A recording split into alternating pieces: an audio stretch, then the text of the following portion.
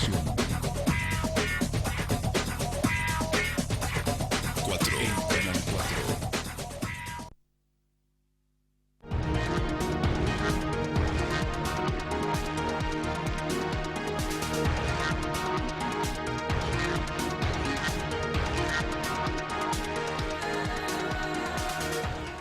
Buenas noches, audiencia. Como lo hacemos habitualmente los miércoles en este horario, compartimos con ustedes el programa Aquí, Ahora, Actualidad. Esta noche voy a estar solo porque mi compañero y amigo Daniel Pastore está cumpliendo una grata tarea acompañando al profesor Juan Corazza en la presentación de su último libro, un texto formidable que hemos querido compartir este festejo de esta presentación en sociedad de este estudio, de este ensayo de Juan.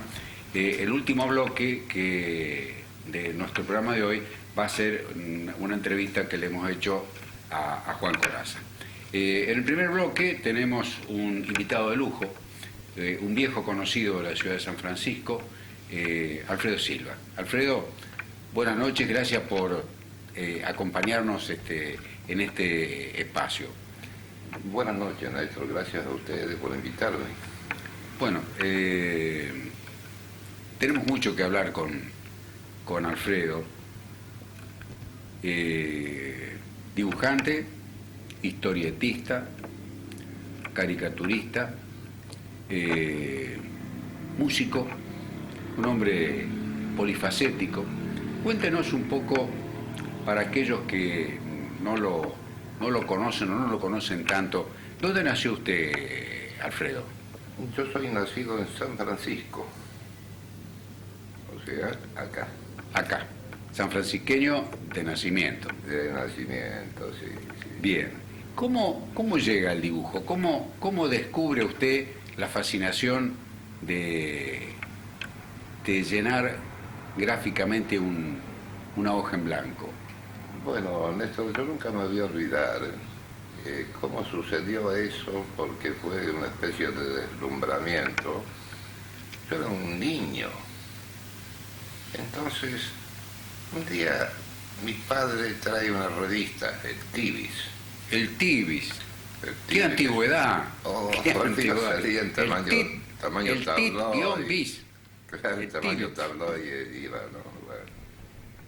Y en la retiración de tapa, que se estaba impresa en colores, ya en aquel tiempo, bueno, colores planos, como se usaba, salía una historieta de uno de los magníficos creadores norteamericanos que fue Milton Cuniff.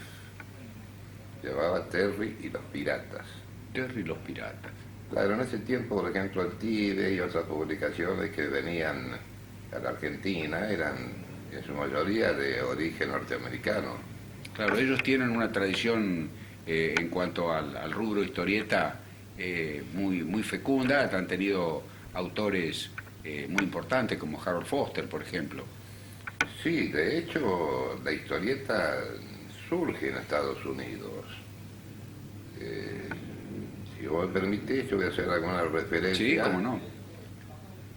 El tema surge, digamos, la primera historieta se publica en octubre de 1869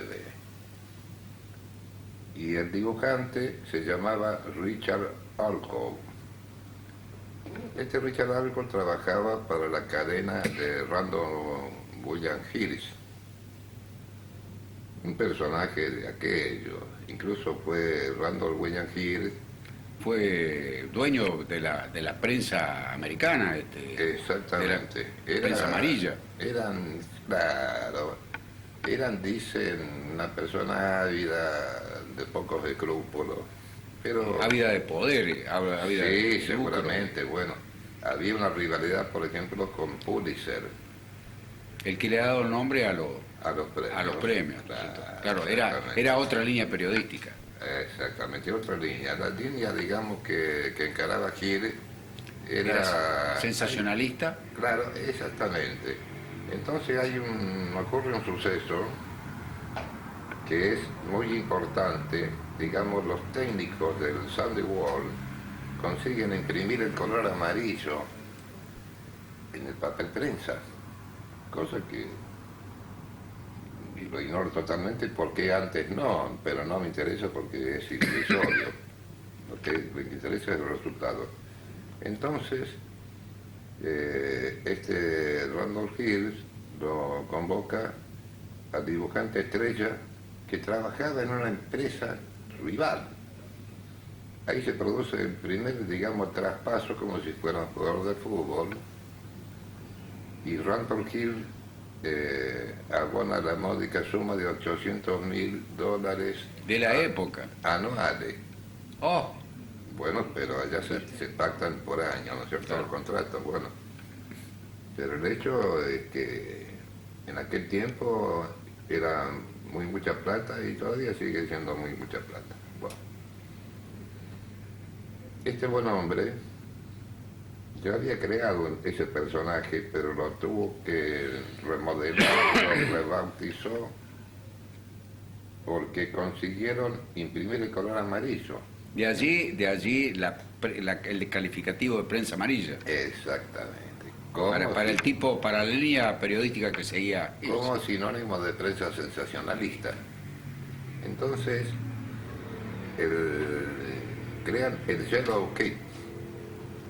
El Yellow Kit después se establece, en la actualidad, digamos, existen premios que son comparables al Oscar para los dibujantes, ¿no? Hubo varios argentinos que lo ganaron, que se llama el Yellow Kit de oro, pongámosle. Bueno, uno de ellos que lo ganó fue una maravilla, Alberto Brescia. Ah, claro. Alberto Brescia, bueno, las cosas que produjo, impresionante. Era Vito Dumas, era uno de los personajes de Brescia, ¿o no? No. Brescia era en su momento un dibujante bastante común, pero empieza a despegar y un poco imitador, y empieza a despegar y hasta que encuentra su personalidad. Hay un reportaje muy interesante de Trillo y Giacomo, ¿no?, que se llama Conversación en la Catedral, donde él habla de sus problemas personales, de la necesidad de expandir su trabajo. Y ahí existe un hito, algo que marca algo fundamental, que es la aparición de Héctor Oesterheld. Héctor Oesterheld. Oesterheld, Pero eso ya mucho más acá en el tiempo. mucho más acá en el tiempo. Bueno, él ya había cambiado bastante, digamos, me refiero a Alberto Brescia, ¿no? Brescia comienza dibujando el historieta Vito Nervio. Vito Nervio, detective. Claro, Vito Nervio, exactamente. detective.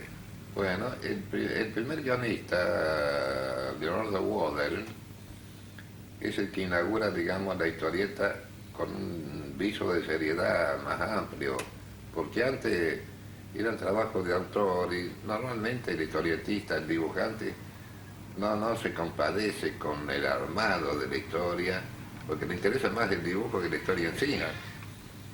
Entonces, lograr tener un guión para trabajar, eso fue lo que hizo Woodell y lo que después lo elevó a la enésima potencia a Héctor Oesterheld.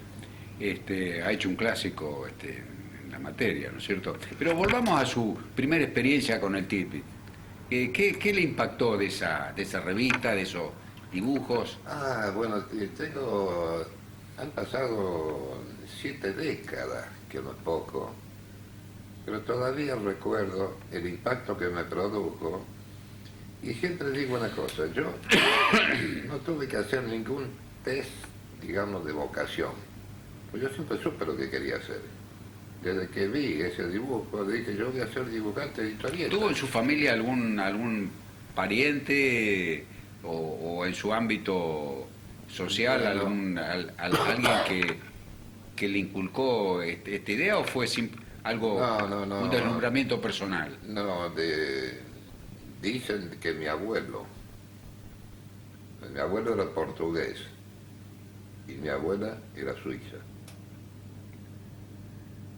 Que mi abuelo era un buen dibujante. ¿Y cuáles fueron las primeras incursiones? Usted me contaba cuando charlábamos en nuestra conversación previa al programa, de que más que definirlo como caricaturista o como dibujante, usted es historietista. Es decir, Bueno, yo trato de tomar todo, el tema del dibujo es para mí interesante en todos los aspectos. Y el que menos hago es justamente la caricatura. ¿No? Pero incursionó con éxito en la caricatura, la caricatura política también. Exactamente, sí, hice algunas cosas, ¿no? Pero el tema principal a mí siempre fue el estudio del cuerpo humano. Entonces estudié mucho la anatomía, que es fundamental para plantear una figura. Claro, en las distintas posiciones. Claro, sí, cómo trabajan, digamos, los distintos movimientos de los músculos, del cuerpo, bueno. ¿Y usted hacía sus propios, Alfredo, sus propios guiones o trabajaba con guión ajeno, con un guionista? No, yo comencé, y eso fue una incursión casi de niño, con un compañero, Banner, que ya no está acá, sino que hace rato que se ha radicado en España, que es un industrial que está bien, digamos. Bueno, pero en aquel tiempo éramos unos bohemios locos, bueno, y creamos la historieta que se llamaba Viaje a Saturno. Es la primera historieta de ciencia ficción de Córdoba y no sé si no de la Argentina, ¿no? No había antecedentes, porque lo que se publicaba como material extranjero era Flash Gordon, Flash Gordon y el tirano Ming. Buck Rogers, bueno, Buck Rogers. Pero todo material extranjero. Claro. Publicamos unos avances en el viejo diario Córdoba. Hablando del diario de Córdoba, ¿usted tuvo alguna participación en ese ícono de la historieta argentina que fue Hortensia, ¿no es cierto? Bueno, felizmente participé mucho y teniendo como compañeros a unos personajes totales digamos, de la historieta, como Fontana Rosa, como Cris, como Peiró. Cognini. Cognini era un fuera de serie, totalmente. Ahora, que uno cuando piensa la conjunción de todas esas capacidades en un lugar y en un mismo tiempo, ¿no es cierto? Porque realmente Hortensia fue un producto colectivo. Hortensia hace conocer Córdoba. Córdoba y el humor cordobés. El humor ¿cierto? cordobés, exactamente. El humor cordobés estaba un poco restringido a un ámbito más local, digamos. Tampoco no existían, digamos, los grandes humoristas que hoy han trascendido a nivel nacional, ¿no? Humoristas en otro ámbito de cuentos y todas esas cosas, ¿no? Como el Negro Álvarez y otra gente, ¿no? Bueno. Yo trabajaba mucho con el Sapo Cativa. El Sapo Cativa. Un personaje total, el Sapo. Bueno, éramos muy amigos. Y sí, esa Hortensia hizo conocer Córdoba, los barrios. Claro, fue una experiencia muy enriquecedora, ¿no? Negrazón y Chaveta. Negrazón y Chaveta. ¿Quién lo dibujaba a Negrazón y Chaveta? Cognini mismo. Cognini. Cognini. Cognini era un dibujante espectacular. Espectacular. Un creador de estilo. Y bueno, el avance de Hortensia hizo que que se multiplicara, digamos, el conocimiento de Córdoba, incluso en Buenos Aires. Ha conseguido cosas muy importantes. Cognini, y bueno, y proyectar a una serie de dibujantes que después tuvieron trascendencia internacional, como Fontana Rosa, por ejemplo. Sí, sí, fue un genio en lo suyo, es decir, Un genio.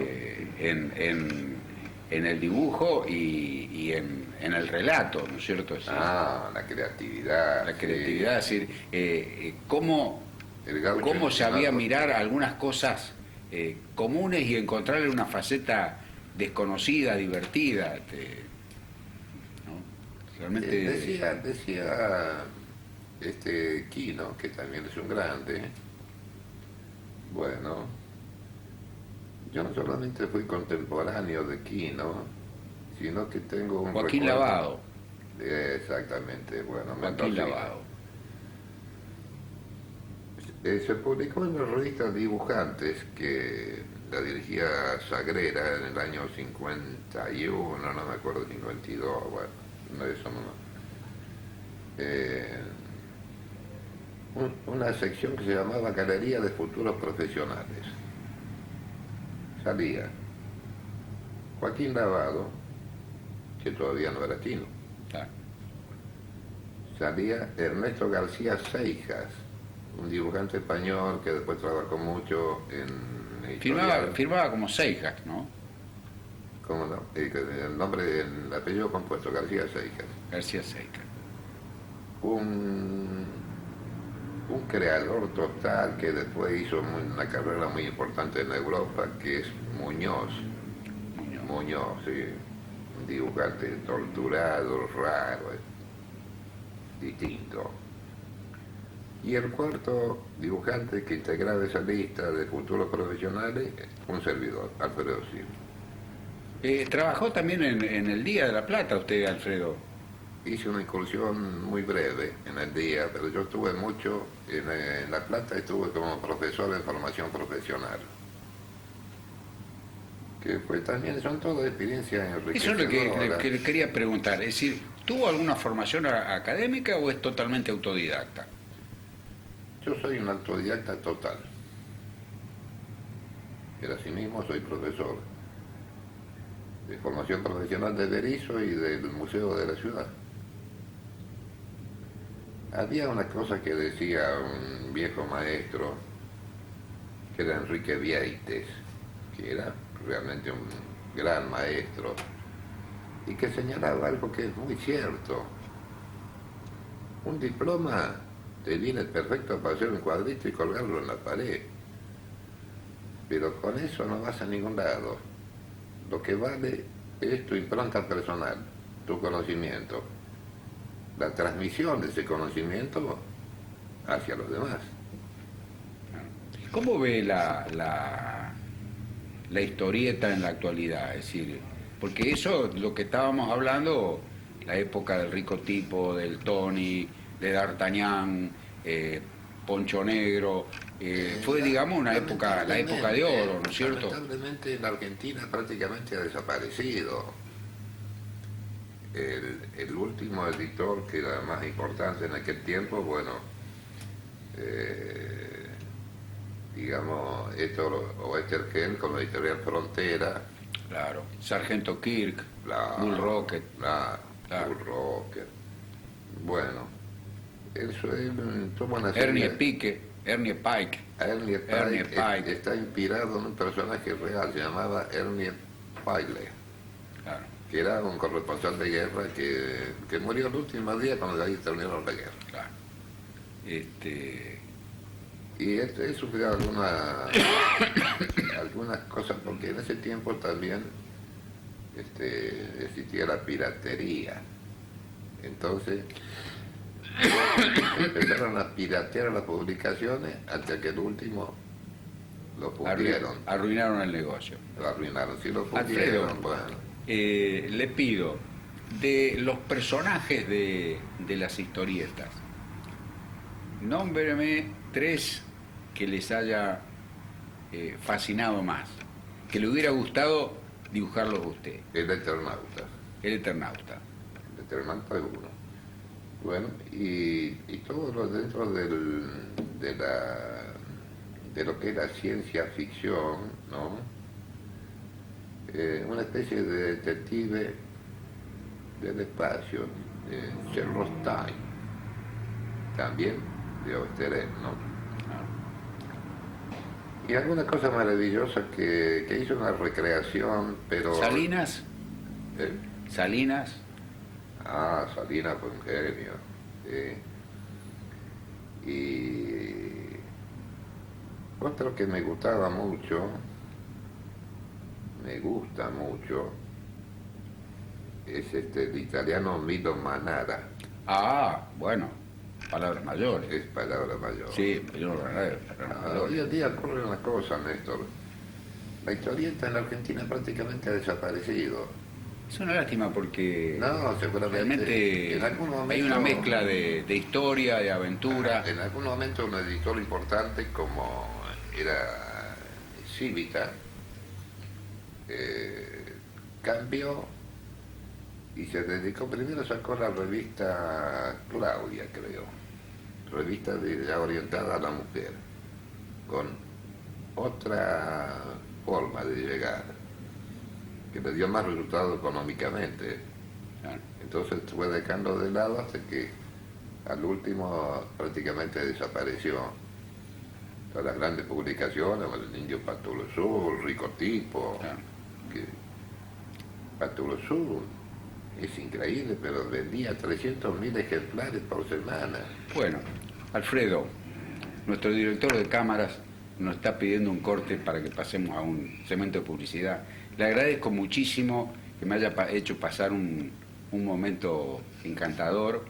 Me ha hecho revivir momentos, porque yo no sé dibujar ni una línea recta, pero frecuenté esas publicaciones y volé con esos personajes tan fascinantes, que nos metían en otros mundos, ¿no es cierto?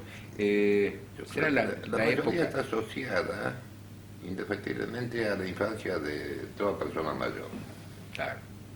Alfredo, muchas gracias por haber compartido conmigo y con nuestra audiencia estos momentos. Gracias a ustedes. Vamos a un corte entonces.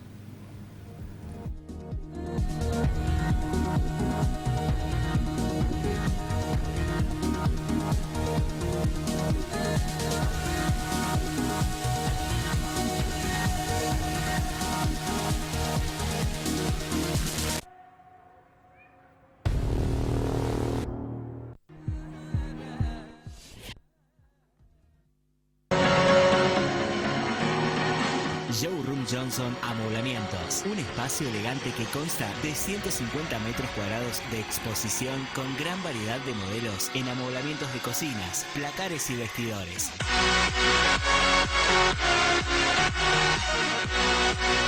Distribuidor oficial para la ciudad y la región, Raca Interiores. Visítenos en Moreno 46. La atención de arquitectos especializados buscarán diseñar la propuesta que más se adapta a sus necesidades.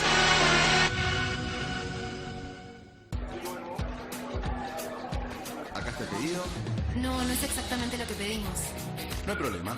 Yo sé que vos querés un sabor liviano, sin azúcares, así que acá tenés tu Coca-Cola Light.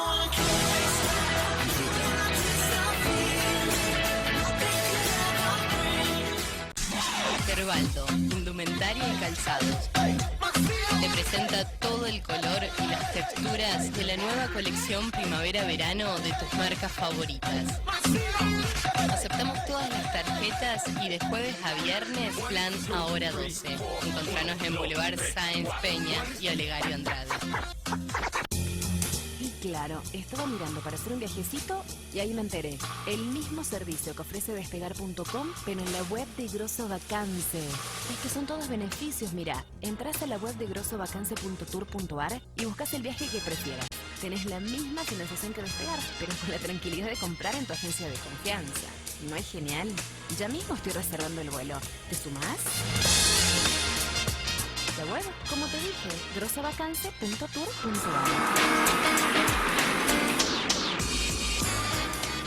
Car Service Lubricentro. Cambio de aceites y filtros. Alineado, balanceado, tren delantero, suspensión, frenos, venta de repuestos y accesorios, cubiertas y baterías Varta. Todo lo que tu vehículo necesita en un solo lugar. Car Service. Trabajamos con todas las tarjetas.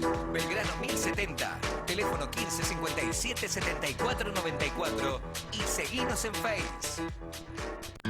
El trabajo incansable de tantos años, defendiendo lo que es de los cordobeses, hoy tiene sus resultados.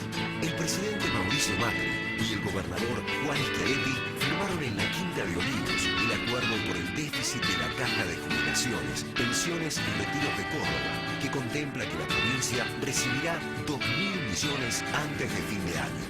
En la ocasión, Schiaretti agradeció al mandatario nacional que, respecto a gobiernos anteriores, posibilitó haber llegado rápidamente y a través del diálogo a este acuerdo definitivo, que es el resultado de un compromiso inquebrantable del gobierno provincial por resguardar los intereses de toda una provincia para beneficio de sus habitantes.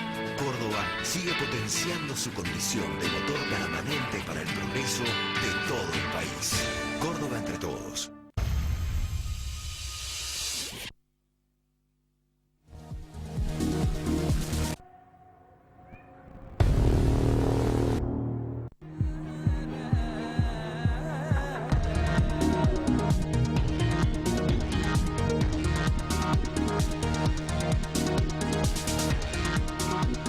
Bueno, damos vuelta a la página, vamos a otro temario, vamos a hablar con el representante de la provincia de Córdoba aquí en San Francisco, tenemos la Casa de Córdoba, y en esta época del año, ya empezamos noviembre, es época de balances, época de hacer un repaso de lo que se ha hecho y también ir orejeando lo que se va a hacer el año que viene.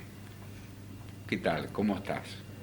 La verdad que muy bien, bien contento, gracias por la invitación, siempre la verdad que es un gusto acompañarlo, en este caso doctor, en el programa que bueno, tanta audiencia tiene y tan requerido también, ¿no? Para nosotros es una vía de comunicación directa para con los vecinos también. Bueno, compartíamos contigo recién, ¿no es cierto?, la experiencia de haberlo escuchado a Alfredo Silva, que ustedes lo traen aquí para que haga una exposición a partir de él. El 10 de noviembre va a estar. El 10 de noviembre. Sí, justamente don Alfredo exponiendo su obra, que es muy interesante, y aprovechamos también la invitación para la gente que pueda llegarse a la sede de gobierno para disfrutar también de la obra de este artista tan importante. Realmente Alfredo me hizo pasar un momento muy grato porque me permitió revivir lecturas, experiencias de, como decía Enrique Hudson, allá lejos y hace tiempo.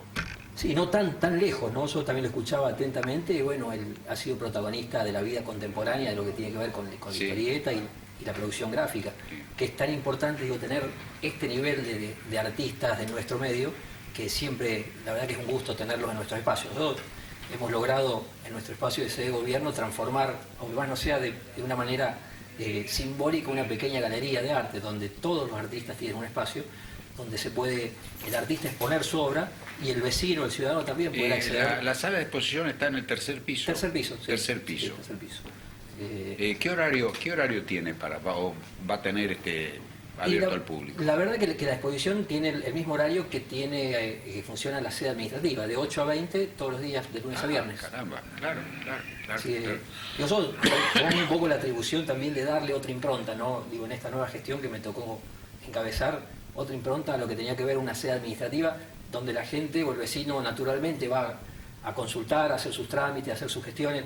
Entonces tratamos de darle, como les decía, otra impronta que tiene que ver más con la vinculación con el vecino, y el arte tiene que ver mucho con esto, con poderle ofrecer al ciudadano la posibilidad de disfrutar de una obra, de disfrutar de un artista, de disfrutar de un espacio en donde en cualquier momento del día puede ir, ver una obra, ver una pintura, ver una escultura, en este caso una caricatura como va a presentar don Alfredo, música muchas veces también, han habido expresiones culturales de ese tipo. Por lo tanto, hemos logrado uno de los objetivos de gestión que tenía que ver con esta vinculación, ¿no? Hay eco en la gente, es decir, cuando se organizan esos eventos. Hay público se interesa en participar? Sí, la verdad que sí, nos ha sorprendido gratamente y también debo reconocer, obviamente, la tarea de la coordinación de Liliana Androveto a partir del Departamento de Cultura, donde generalmente una exposición de la rama que sea, que tenga que ver ya sea con pintura, escultura, música o arte, generalmente se da comienzo con una presentación. Esa presentación es abierta al público, hemos tenido muchas veces a sala llena y a veces el espacio físico nos es reducido, pero después la muestra queda por un tiempo prudencial, 30 días, 40 días, de acuerdo a lo que se pacta con el artista. Entonces, la primera actividad es una presentación formal, abierta al público, y después, obviamente, la muestra permanente, ¿no? Bueno, si te parece, el tiempo de la televisión es tirano, ¿qué novedades de la provincia tenemos? ¿Qué está pasando? Que hoy tuvimos visitas oficiales, visitas, sí. nos han ya mal acostumbrado quizás trayendo novedades. ¿Qué novedades tenemos? Y nosotros estamos mal acostumbrados en buena hora, porque las novedades generalmente son positivas. La verdad que estamos muy contentos terminando un año, como bien decía usted, doctor, digo, ya noviembre es época de por lo menos empezar a trabajar un balance, y este año lo empezamos con mucha actividad. El primer día hábil del año recuerdo que pusimos en marcha el programa Boleto Gratuito para Adultos Mayores, con una afluencia que me acuerdo ese primer mes de enero fue inusual para la época, en donde un programa que quedó abierto en el transcurso del año, donde todavía hoy seguimos recibiendo la participación de los adultos mayores para gozar de ese beneficio. Y lo vamos a cerrar también con un nivel de actividad igualmente intenso, porque acaba de poner en marcha el gobierno provincial, lo anunciaba el gobernador el día lunes, el programa que va a beneficiar a 10.000 mujeres en situación de desempleo. ¿Y qué característica tiene ese? Una característica fundamental, digamos, este gobierno provincial tiene una particularidad, que si bien está abocado a darle continuidad a las grandes obras de infraestructura, a darle continuidad a lo que tiene que ver con el progreso y el desarrollo en toda la zona de la provincia, tiene una mirada puesta en lo social muy atenta, muy oportuna, y obviamente no escapa a ningún ciudadano que atravesamos un año con alguna dificultad. Entonces, esa dificultad se traslada necesariamente a lo que son las familias y a los hogares. Este gobierno provincial ha tenido una mirada muy fina, muy sincera en la puesta en acción de los programas que tienen que ver con la atención de los grupos vulnerables.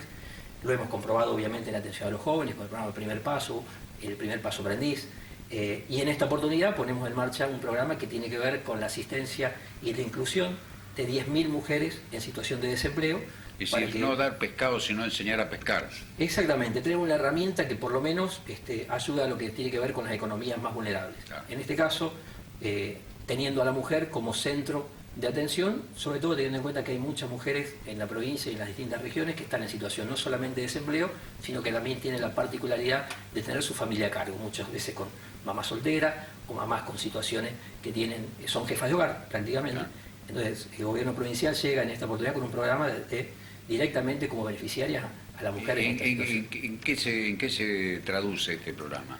El programa es muy simple, tiene mucha similitud con el programa de inclusión laboral del Primer Paso, con la diferencia que en este caso la mujer beneficiaria va a hacer una práctica laboral en algún espacio comercial, industrial o de servicios, pero generalmente, por ejemplo, el Primer Paso tenía que tener como condición el empresario que era receptor de la solicitud o del beneficiario, tenía que tener una cierta cantidad de empleados en blanco. En este caso, ese requisito no es necesario y sobre todo está destinado y orientado para aquellas empresas unifamiliares o micro y pequeña empresa del sector barrial. El ejemplo que ponía el gobernador era un almacén, una carnicería, un comercio en el barrio que necesite la asistencia de algún colaborador, una colaboradora en este caso, para poder trabajar durante 4 horas. Este comerciante o este microempresario no necesariamente tiene que tener empleados a cargo para poder ser copartícipe del programa. Entonces lo que facilita muchas veces la inclusión, ¿no? Claro, es decir, la inserta en un mundo laboral del cual están como aquel chico del tango con la ñata contra el vidrio, es decir, no tienen acceso, ¿no es cierto? Exactamente, por distintos motivos. Entonces dependen en los hechos, dependen de los planes. Depende de los planes, por ahí el asistencialismo tiene que ver con esta cuestión, que si bien muchas veces uno lo trata de combatir desde la esfera oficial, pero también es necesario generar alternativas. Nosotros, en este gobierno provincial, obviamente, la búsqueda de alternativas ha sido permanente. El gobernador ha planteado en todos los escenarios, incluso ahora lo ha llevado a una discusión al gobierno nacional y lo ha puesto también como ejemplo para otras provincias, la inclusión a partir de la creación genuina de trabajo. Un plan de este tipo obviamente no es el plan de empleo genuino, pero sí un paso previo, porque muchos de estos trabajadores que están durante un año en una práctica rentada prácticamente tienen la posibilidad de quedar trabajando en los lugares donde ya hicieron esa práctica laboral. Y si no es allí, al pedir empleo, pueden tener una referencia laboral, decir, yo sé trabajar, pregúntenle a... Exactamente, tiene experiencia, tiene una referencia y aparte se incorpora a la economía formal de otra manera. Y es una manera de dignificar la vida de esas personas. Por supuesto, esto tiene que ver con eso, digamos, no generar el asistencialismo por el solo hecho de asistir, sino buscar alternativas para que la persona tenga y encuentre en la vía laboral una salida a lo que tiene que ver con su situación de vulnerabilidad o de pobreza.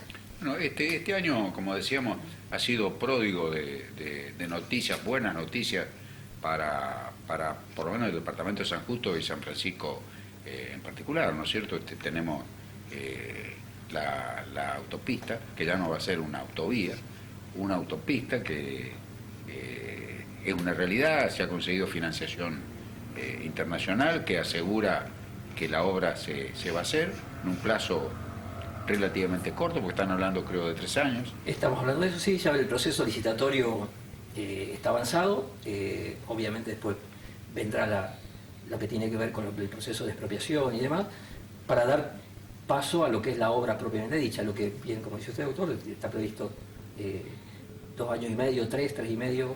La idea en términos políticos es terminar el mandato que tenemos en ejecución. Es decir, dejar la autopista terminada en este mandato, los gasoductos troncales que nos van a cambiar la fisonomía del departamento. Seguramente que sí, de verdad, y la provincia en general, ¿no? Nosotros, si bien acá en San Francisco tenemos la ventaja de tener una cuenca gasífera que nos alimenta y tenemos una provisión de gas importante, hay lugares en la provincia donde todavía ni siquiera llega. Pero va a ser un plus importante tener un anillo gasífero, sí, seguramente que a San Francisco no solamente llegue el gas por el gasoducto que es propiedad del municipio, sino también formar parte de una estructura... No, y eso refuerza toda la idea de desarrollo y de progreso que planteamos. Bueno, yo recuerdo, obviamente, desde que el famoso grito de San Justo que planteó Martín en su momento, al momento de ser candidato a diputado nacional en 2013, todo ese planteo de progreso, de obras, de infraestructura que tenían que llegar de alguna manera para San Francisco y para el resto del departamento de San Justo, hoy se están haciendo realidad. Básicamente la autopista Ruta 19, como usted lo decía, como la obra de gasoductos troncales, sumado a una gran cantidad de obras complementarias que tienen a los municipios como protagonistas, el nuestro con la satisfacción que obviamente nos genera que muchas obras van a ser cofinanciadas por la provincia, que tienen que ver con desagüe, que tienen que ver con infraestructura hídrica. La verdad que se ha avanzado y se ha progresado mucho en ese sentido. Lo bueno y lo que nosotros planteamos siempre, y en el caso nuestro que somos parte de un gobierno que tiene esta mirada puesta en el progreso, en el desarrollo, sin descuidar lo social. Entonces, tiene que ver con lo social. ¿Cómo están viendo el tema de la seguridad, que es un problema que agobia día a día? Bien, nosotros tenemos siempre una mirada positiva, una mirada esperanzadora hacia adelante, a partir de que tenemos una realidad que obviamente tenemos que convivir con situaciones, pero para eso también está la alternativa que las políticas públicas nos ofrecen. Hoy justamente la visita del ministro Carlos Macei tuvo que ver con este tipo de actividades, en una jornada de trabajo donde, coordinada por el municipio y por el intendente Ignacio, se constituyó el Consejo Interprovincial de Seguridad Ciudadana, un organismo que, debo decirlo, es ejemplo en la provincia.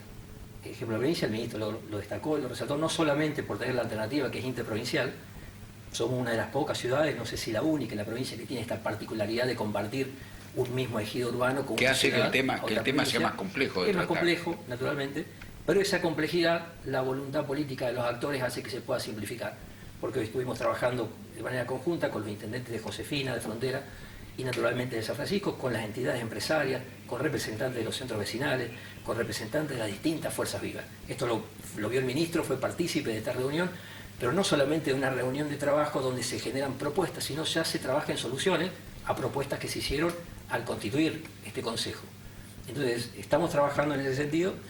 La verdad que debemos destacar la actitud y la voluntad política de los 3 municipios, Frontera, Josefina, San Francisco, que en realidad conforman un creado, mismo... Yo creo que todos estos problemas que hemos venido sufriendo han creado la conciencia de que no solamente está el problema, sino que la única solución es abordarlo en forma conjunta. Exactamente. Y vuelvo a rescatar la voluntad política y la madurez como para plantear un tema que es inherente al conjunto de los ciudadanos. Ya no es que el problema de San Francisco no es de frontera, o el de Josefina no es de frontera o es de San Francisco. Es un tema que tiene que ver con un conglomerado urbano y una zona rural que lo secunda, que también está involucrado. Hoy lo estuvimos trabajando y obviamente las propuestas están en vías de solución. El ministro Macei ha traído una serie de situaciones como para paliar cada situación, ha firmado un convenio con el intendente.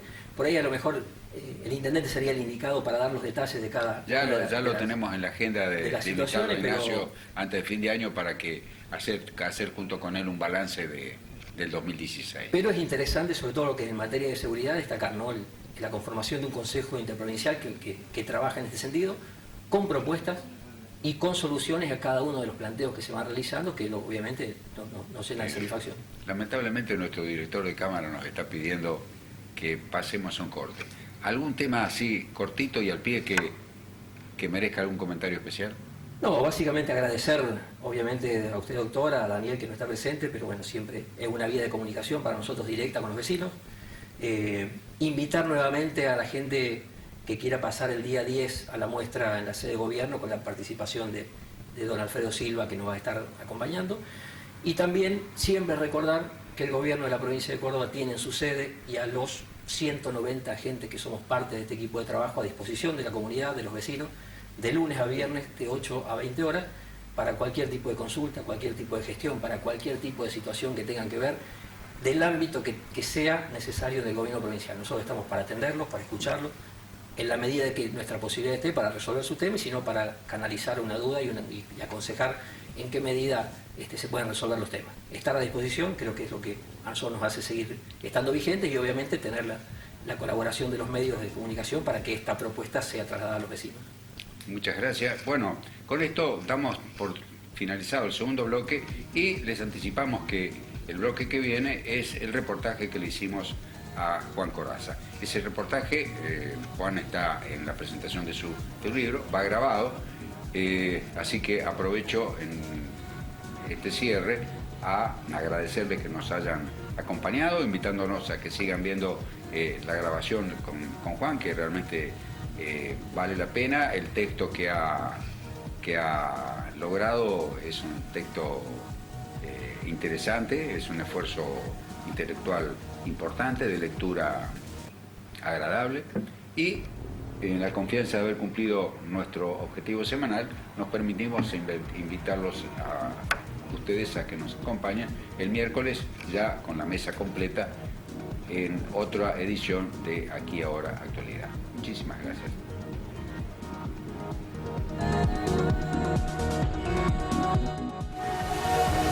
Juan Corazza está presentando hoy un ensayo. El licenciado Juan Corazza presenta su última producción literaria Yo, tú, ellos, un ensayo sobre la evolución del hombre desde los primeros tiempos hasta la actualidad. A lo largo de 80 páginas, Corazza invita a la reflexión y la discusión sobre la evolución de los seres humanos. El libro es editado por SEA Ediciones, con ilustración de Mariche Abrando, es auspiciado por Radio Canal y tiene prólogo de uno de los conductores de este programa, el profesor Daniel Pastore. Juan Ricardo es un prolífico escritor e investigador, posee una numerosa obra de autoría propia y en colaboración con prestigiosos equipos. Oriundo de Añatuya, en Santiago del Estero, es docente jubilado, es profesor de historia, egresado del Instituto Inmaculada Concepción, ex docente en escuelas secundarias y nivel superior, capacitación en gestión cultural de la Universidad Nacional de Río Cuarto, años 2001-2002, postítulo en formación ética y ciudadana, Universidad Católica de Córdoba, año 2003, licenciado en Tecnología Educativa, UTN Facultad Regional San Francisco, año 2008. Se desempeñó en el área cultura de la Municipalidad de San Francisco y como delegado para el interior de la Agencia Córdoba Cultura. Vamos a conocer un poquito más. Los invitamos. Aquí Ahora Actualidad. Yo, tú, ellos.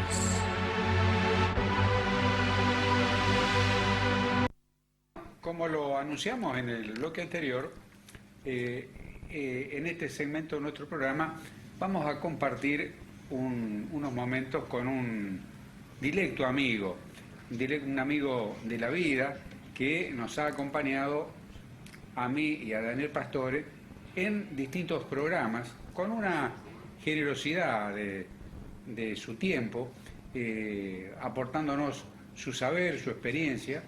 Es un hombre que ha vivido intensamente, conoce la historia argentina como pocos y que nos acaba de sorprender con un texto que presenta hoy en el Teatrillo Municipal, un texto que se las trae, se las toma con la historia de la humanidad, con una muy alta dosis de humor, una pluma que, aunque no debería ser así, es envidiable y que da un resultado de un texto breve, intenso y sumamente agradable. Estoy hablando de Juan Ricardo Corazza, que ha tenido la deferencia de anticipar su presentación formal en el Teatrillo, que permite, en la medida de nuestras limitaciones, que aquellos televidentes que no hayan podido concurrir a la presentación del libro puedan compartir con él esta experiencia literaria que pone a disposición de todos. Juan, muchísimas gracias por venir. No, al contrario, doctor, como usted dijo muy bien, amigos realmente, lo cual es una palabra para mí muy importante de la vida. Y bueno, siempre es una satisfacción estar acá acompañándolos a ustedes, agradecer también el aporte que ha hecho el Radio Canal en esto, lo cual es muy significativo. Y bueno, sí, hay unos aspectos de su que agradezco, de sus palabras, pero de cualquier manera la idea es salir a navegar un poco por este trabajo tanto particular. La tarea no es extraña a tu especialidad, la historia, sí, ¿no es cierto? ¿Cómo fue que te decidiste pasar un poco revista con una gran dosis de humor, diría casi un humor inglés, un humor muy fino, un humor al cual a veces en esta época tan chabacana no estamos acostumbrados? Es decir, hay un poco de ironía, hay sutilezas, ¿no es cierto? No digo que haya que leer dos veces porque la prosa es transparente, ¿no es cierto? Pero que es un humor castizo, intenso. ¿Usted está hablando de mí? Sí, disfruté, Juan, te digo sinceramente, disfruté mucho el texto que hiciste.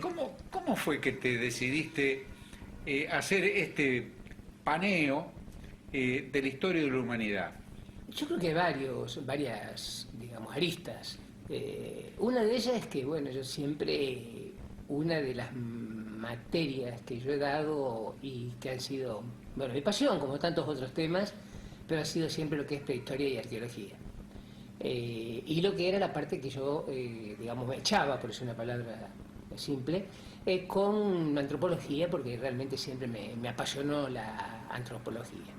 Es un poco interrogarse sobre qué somos. Exactamente. Así, de eso, bueno, ese es un poco el tema. Entonces, esto llevado a un... Yo cuando comencé esto, que lo escribí prácticamente de un tirón, obviamente después hay que revisarlo, etcétera, etcétera, pero yo me sentía como dando clases.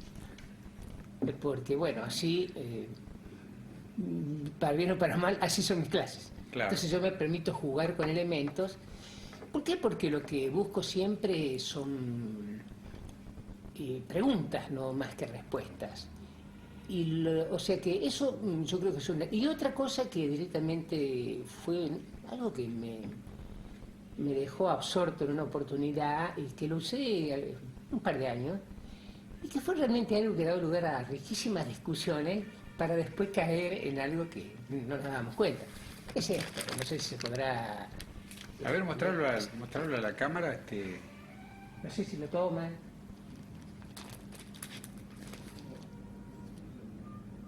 El asunto es que este cómic, digamos, se refiere a que hay dos dinosaurios que van caminando Y el macho se da vuelta y le dice, espérame Josefina, que pisé una porquería. Y levanta y tiene un hombre como si fuera una plancha. Entonces, claro, daba lugar a que algunos se incomodaran, otros...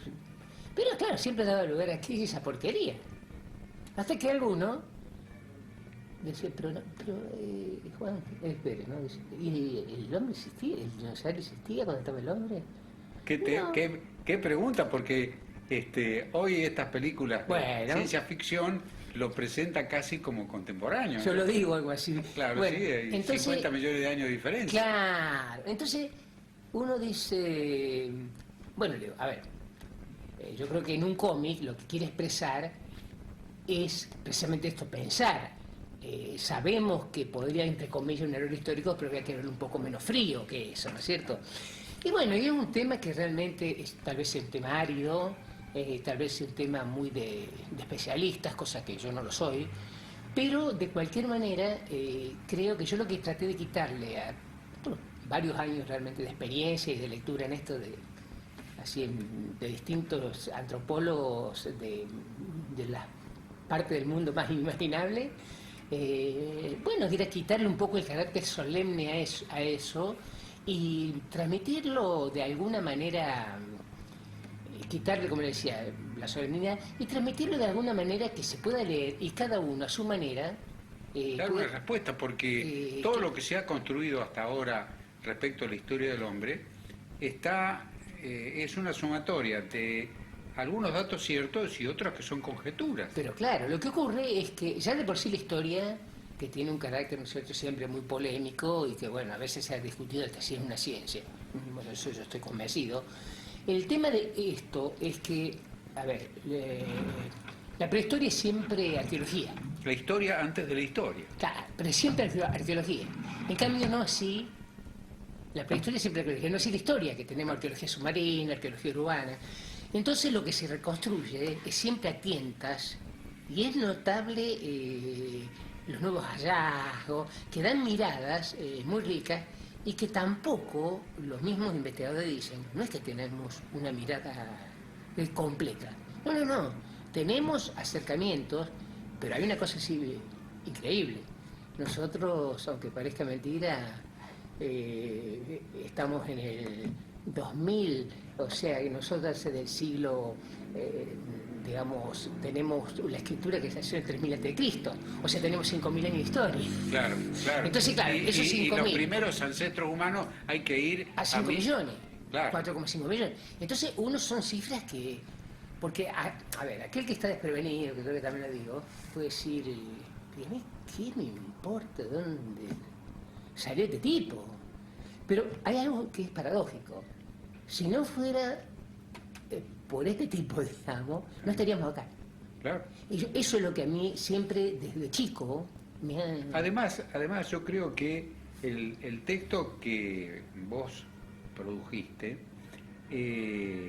incita a querer saber más de esos espacios vacíos conjeturales, ¿no es cierto? Sí. ¿Cómo fue que el hombre se transformó en bípedo? Claro. Y dejó de ser cuadrúpedo. Sí. ¿Cuándo? Claro, ¿En dónde? ¿cuándo? ¿En qué momento? ¿Por qué? ¿Por qué? Por ejemplo, yo recibo normalmente revistas de antropología y es notable esto, ¿no? De cómo las preguntas continúan y los hallazgos tampoco no son tan lejos en el tiempo. Si vamos a ver, por ejemplo, en la década del 60, una expedición inglesa descubren el África, porque de donde allí nace todo. Por eso hay un artículo que dice por ahí, Adán y Eva eran negros. El tema de que esa... el ADN mitocondrial. Claro, que no hay toda una discusión ahora con respecto a eso, que no es para tanto, porque se diferencia en una parte principal, pero al margen. Compartimos un 99%, o digamos lo que, pero un porcentaje mucho más alto del 90% de lo que es el ADN, como usted dice muy bien, con lo que son los chimpancés. Entonces, ¿qué es lo que llevó a que esto... A que nuestro cerebro evolucionara de manera distinta. Hay que tener en cuenta esto, ¿no? Hay aspectos que ya es como que no se discuten. En cuanto a los criterios, lo que se pueden discutir son apariciones que se van dando y que van situando en otros aspectos. Pero, por ejemplo, indudablemente que hoy para analizar el origen del hombre tenemos criterios de orden cultural y también criterios de orden biológico, digamos. Entonces, si nos vamos a nivel biológico, lo que sería ya propiamente antropología física, y nos tenemos que acercar prácticamente a unos 5 millones de años, porque el hombre comienza a enderezarse sobre sus dos piernas, lo cual nos parece simple, pero no es tan simple. Algunos, en algunas lecturas que yo tuve, porque a mí también, allá lejos y hace tiempo, me interesó mucho este tema, y en estos millones de años que han transcurrido desde aquellos ancestros, dicen que en un movimiento telúrico importante se crearon algunas cadenas montañosas. Eso cambió la geografía, las selvas se transformaron en sabanas, y así fue como el hombre que vivía, es decir, nuestros ancestros que vivían en las ramas, empezaron a caminar, y que con una adaptación al medio pasaron de cuadrúpedos a bípedos. Claro. A ver, yo creo que indudablemente que lo que usted está señalando es clave, porque no es que vamos a poner una fecha precisa, pero hay una evolución en una serie de aspectos, y lo que usted está mencionando es lo que se le da a llamar el aspecto ecológico y cronológico. Eco, la casa, el hogar, nuestro hogar, la tierra, que tenemos tan descuidado. A mí todos esos interrogantes me dejaban una sensación de, hasta te diría, Juan, de miedo. Sí, de vacío. Porque la historia pudo haber sido distinta. Completamente. Totalmente distinta. Completamente. Y hoy seríamos algo totalmente diferente. Lo que ocurre es que, a ver, eso, bueno, lo que usted dice es muy importante. Es decir, hagamos una parte, digámosle a nuestra audiencia que todas esas disquisiciones son alumbradas con tu prosa, con un alto sentido de humor, ¿no es cierto? Algo transforma estas cuestiones en una materia leíble, atractiva, genera un desafío intelectual. Realmente... Sí, vuelvo a decir, yo lo que quisiera, ¿no es cierto?, es que no asustar con esto, sino al contrario, porque yo creo que de una lectura, o sea, esto ya no pertenece más a mí, ya es de la gente, aquel que se quiera, obviamente, inmiscuir, digamos, en esto. Entonces, yo creo que cada uno tiene, que no soy yo precisamente el que le va a dar una respuesta exacta sobre determinados temas. Muchas veces la gente pregunta eso, pero ¿y si no tenemos una respuesta? No, pero es que hay cosas que no tienen por qué haber respuesta. Pero usted dijo recién algo que es notable, ¿no? Y no se puede caer en lo que se denomina, digamos, como retrotraernos en el tiempo y hacer conjeturas, porque pasó. Pero, por ejemplo, a mí un tema que me apasiona son los hunos, ¿no? Y bueno, los hunos hubieran cambiado el papel del mundo, realmente. ¿Sí? ¿No es cierto? En América, nosotros no tenemos idea en este momento. Yo tuve la suerte de estar hace poco al norte de Lima, al norte del Perú, y se halla en la región de Huanchaco, se halla lo que se dará en llamar el señor de Zipán. Bueno, el señor Zipán, los arqueólogos, los antropólogos, digamos, pero del mundo, lo consideran a la misma altura del hallazgo de Tutankamón. Claro. Fue una cultura que da vuelta toda la prehistoria americana. Fíjese a veces como hallazgos, no sé, sí, si bien es cierto, saqueada, etcétera, etcétera. Pero lo que yo me refiero es que coincido así plenamente con usted. Y este es un interrogante más, es un interrogante que nos lleva a pensar. Incluso, yo por ejemplo, bueno, agradezco porque después sortear algunos obstáculos, gracias a quien nos esté mirando, gracias a Dios, a Alá, para mí existe un absoluto, una especie de algo superior, pero después de eso, realmente para mí es una satisfacción muy grande, porque bueno, me da esa posibilidad, y vuelvo a decir, ¿no? La idea es tomar un poco determinadas cosas, y también ver, a mí me tocó, saco esto a colación, porque, bueno, yo estuve internado en 2 oportunidades bastante tiempo, y yo veía lo que es la tecnología, ¿no? Y realmente a mí me apasiona. Y por otro lado, qué increíble que es cómo por primera vez el hombre, la tecnología salva vidas de una manera increíble. Y lo que se ha avanzado en 40 años es increíble. Y por el otro lado, por primera vez el hombre pone en riesgo de subsistencia, digamos, su propia casa. ¿Sí? O sea, es una cosa increíble. O sea, hay algo que es como que hay algo suicida en el hombre, ¿no es cierto? Heráclito decía que, por ejemplo, por ir un poco más suave, la guerra es la madre de todas las cosas. Y él no, con eso no es que estaba de acuerdo. Pero los unos que decían, ¿Sí? ¿qué es la vida? La guerra. ¿Y qué es la guerra? Es la vida. Sí, Juan, me quedaría horas charlando contigo, pero nuestro operador nos dice que tenemos que entregar el programa. Pero perfecto. Si pudiera hacer una síntesis del texto, ¿no es cierto? Te diría que la historia que vos presentás, vuelvo a insistir, con una muy buena dosis de humor, es tan fascinante mirar hacia atrás, mirar a nuestro pasado, es tan fascinante como mirar el firmamento. Tal cual. ¿No es cierto? Es decir, así es decir, ese espectáculo que nos dan las estrellas, ese misterio que nos atrae, si empezamos a mirar al pasado, que esto puede ser el puntapié inicial para muchos que no se han animado o no se han interesado en el tema, realmente es algo fascinante, algo que puede llegar a causar vértigo. Sí, en síntesis, como te dice muy bien, lo que se trata es de ver cómo sobrevivió aquella criatura. Y bueno, luego tiene algunas cositas, como por ejemplo, te habrá notado al comienzo de cada uno de los capítulos, hay una canción que, bueno, traté de encontrar algo que tuviera que ver con eso. Y bueno, y también de pronto invita a ver la canción.